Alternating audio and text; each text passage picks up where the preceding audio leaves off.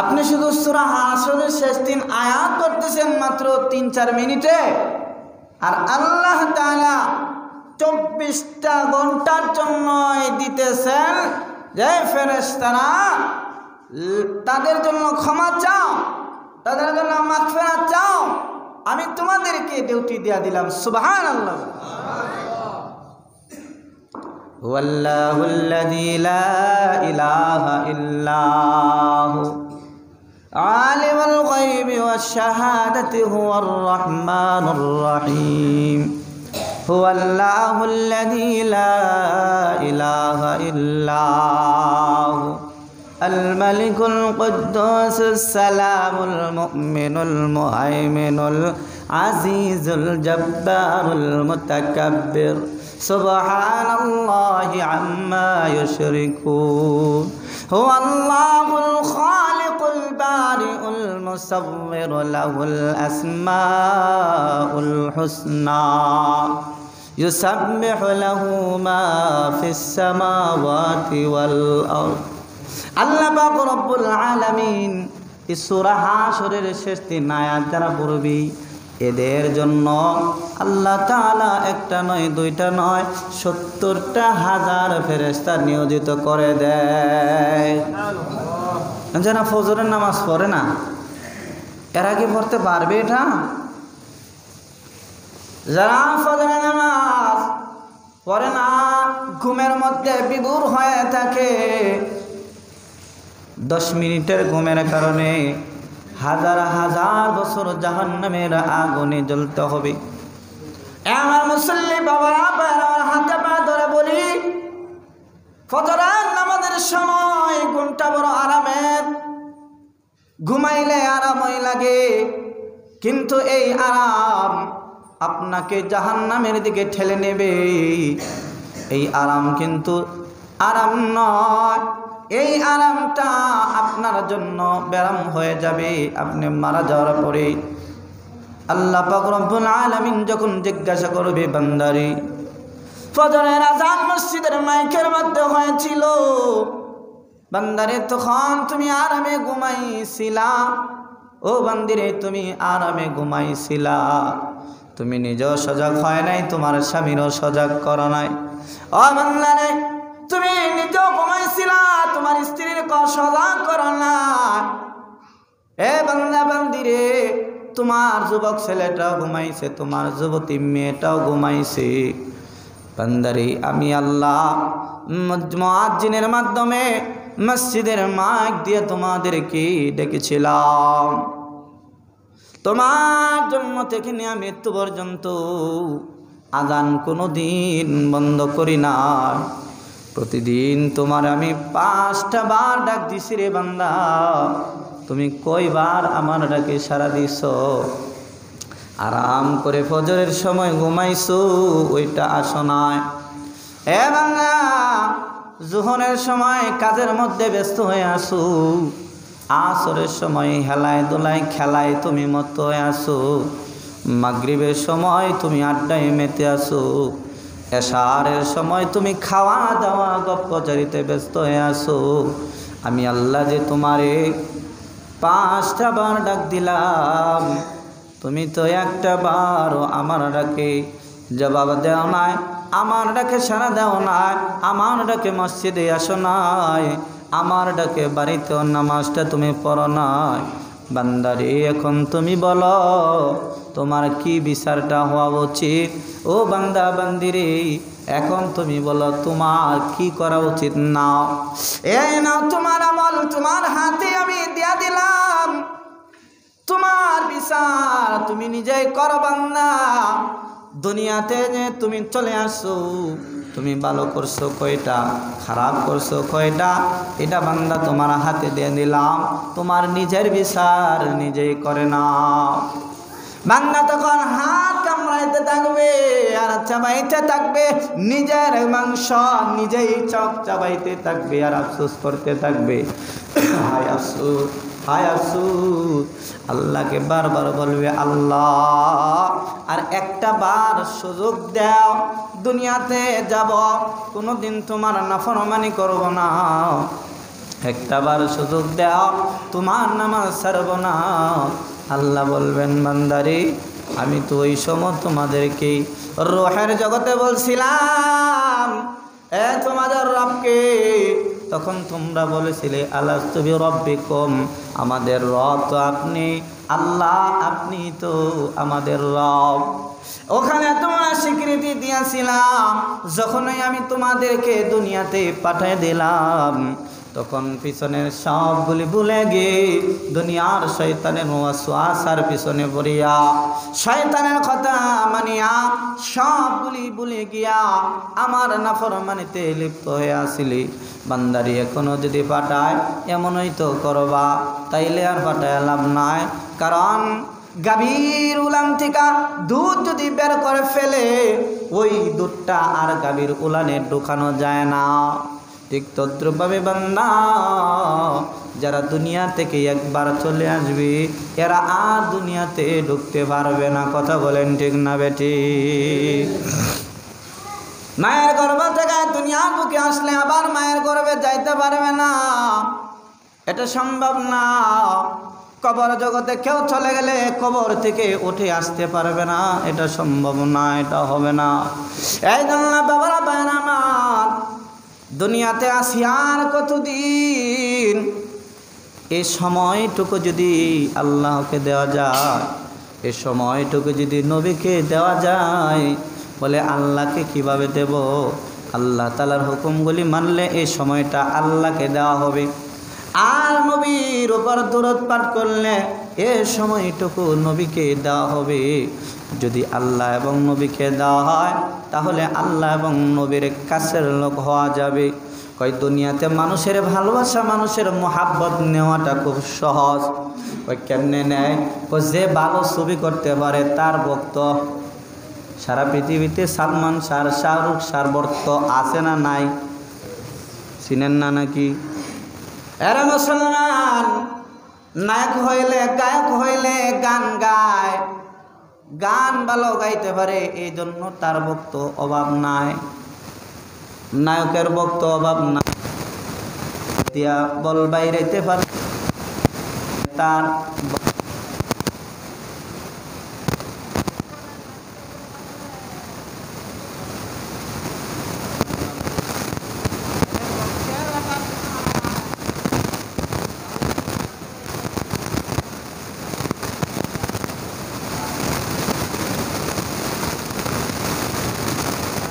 কিন্তু দুনিয়ার মানুষকে বক্স বানানো যায় খুব সহজে, কিন্তু আল্লাহর কাছে মহাব্বতের পাত্র হইতে হইলে কি লাগে? মহাব্বতের পাত্র হইলে নায়কের গায়ক হয় আল্লাহর মহাব্বতের লোক হওয়া যাবে না, নবীর মহাব্বতের লোক হওয়া যাবে না। ফুটবলের লাথি আর বলে বাড়ি দিতে পারলে মহাব্বতের লোক হওয়া যাবে না। মানুষদেরকে দেখান দান করলেই, লোক দেখানোর দান করলেই আল্লাহর কাছে মহাব্বতের লোক হওয়া যাবে না। তাহলে আল্লাহর কাছে মহাব্বতের লোক, নবীর কাছে মহাব্বতের লোক কেমনে হওয়া যায়? হাজ্জাজ আবেদ রহমাতুল্লাহি আলাইহি এমন একজন মানুষ ছিলেন, আল্লাহর ওলি। হাজ্জাজ আবেদ যাইয়া আব্দুল্লাহর কাছে বলে, ও আব্দুল্লাহ, আমাকে একটা কোরআন শরীফ দাও, আমাকে একটা কোরআন শরীফ দাও। আব্দুল্লাহ দেখি তার কাছে যে কোরআন শরীফটা পড়তেছি, ওই কোরআন শরীফটাই আছে, আর কোনো কোরআন নাই।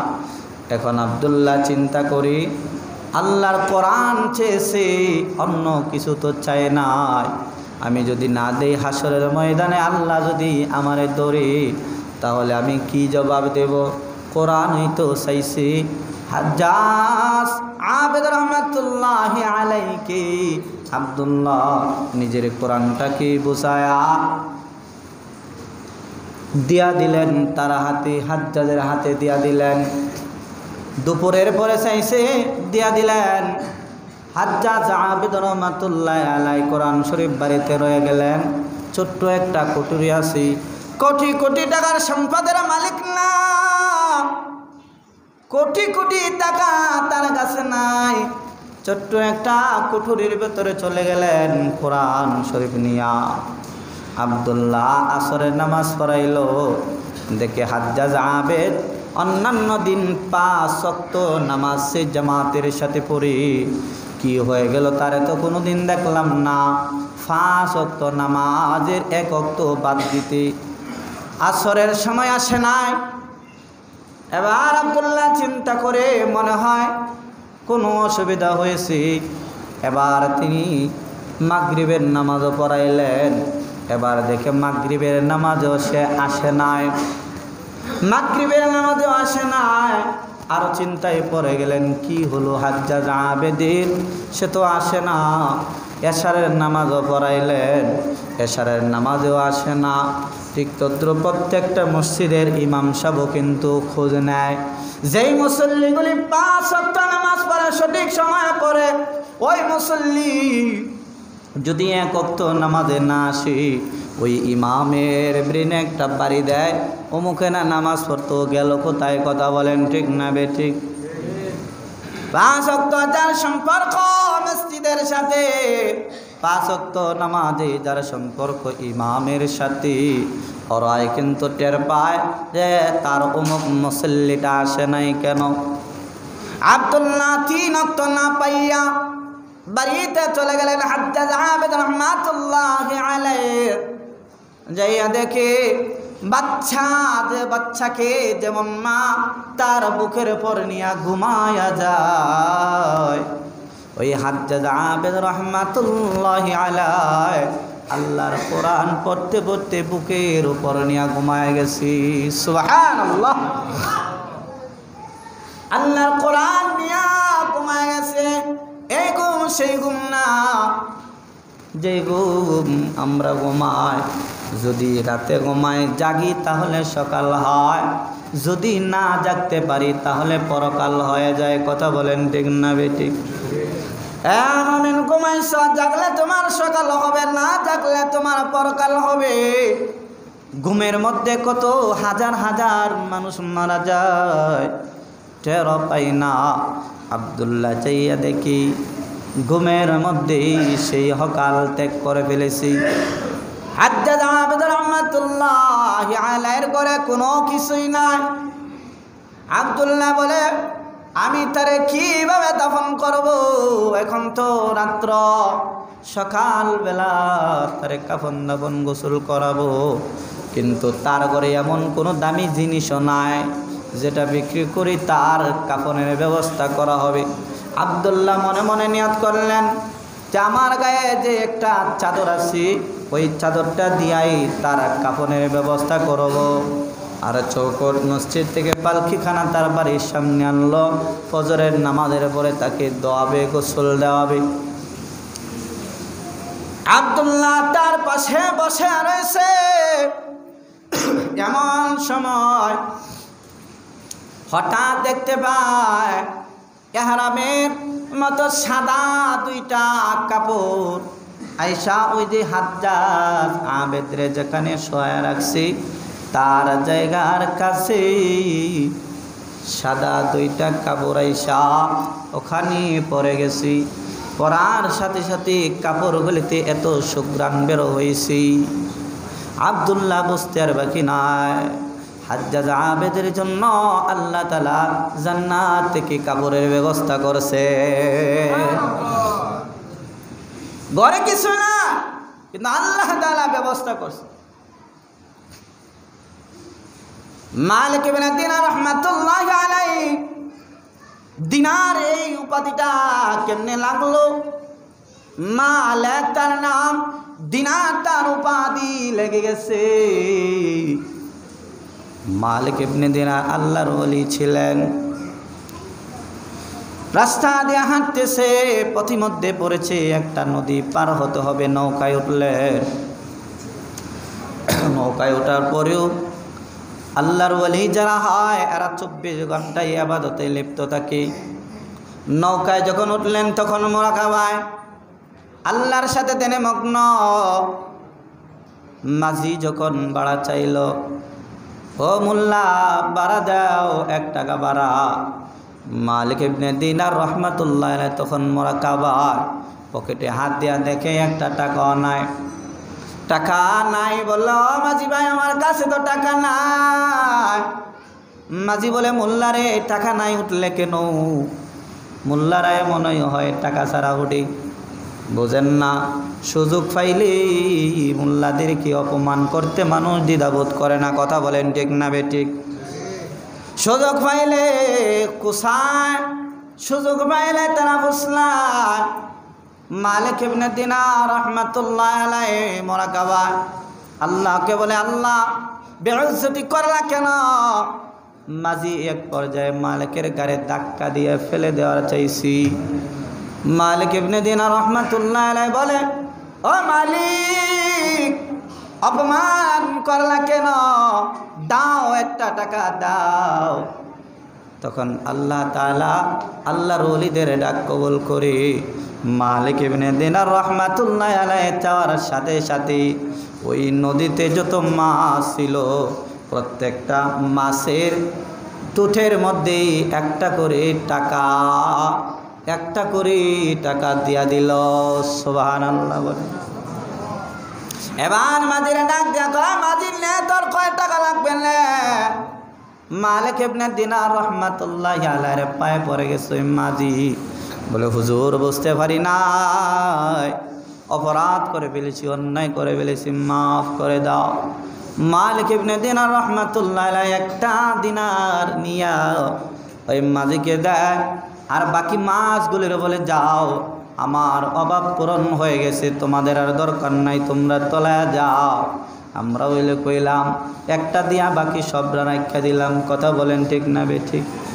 কিন্তু আল্লাহর ওলিদের লোভ নাই, বাকিগুলিরে পাঠায় দেয়, 1টা রাইকা মাঝিরে দিয়া দিল।